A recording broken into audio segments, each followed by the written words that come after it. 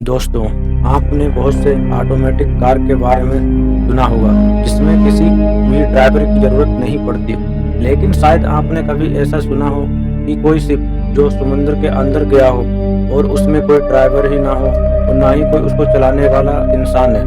वो बिना किसी इंसान के मदद के ही चल रहा है। चिंता मत कीजिए, ये कोई टेक्नोलॉजी नहीं है।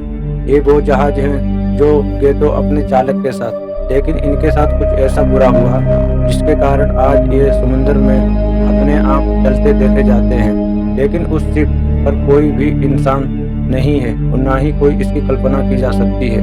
आइए जानते हैं इसके बारे में। आज के वीडियो में हम आपको कुछ ऐसे जहाज के बारे में बताने वाले हैं जो अपने आप में ही चले, जिसके पीछे क्या कारण है आइए हम जानेंगे। इस जहाज को सन 1919 जनवरी को समुद्र में उतारा गया, लेकिन ऐसा क्या हुआ इस जहाज के साथ आइए हम इस वीडियो में जानेंगे।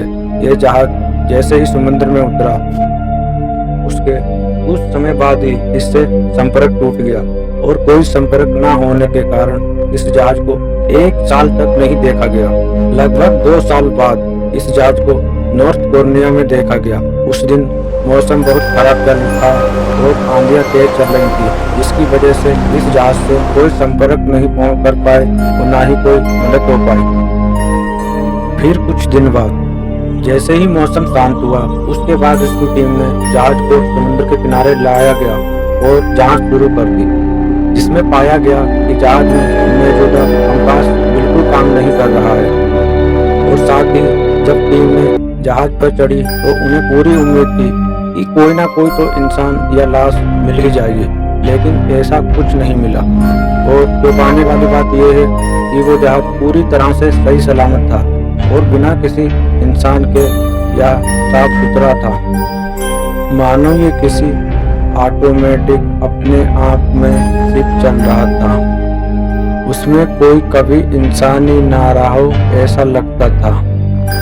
ये जहाज कुछ लोग ये भी कहते हैं कि ये बर्मुडा ट्रायंगल का काम है और कुछ लोग ये भी कहते हैं कि ये समुद्री डाकू का काम है, जिन्होंने बहुत सफाई के साथ ही लोगों के साथ उनकी जान ले ली और जहाज को लूट लिया और बाद में कैप्टन की जान ले ली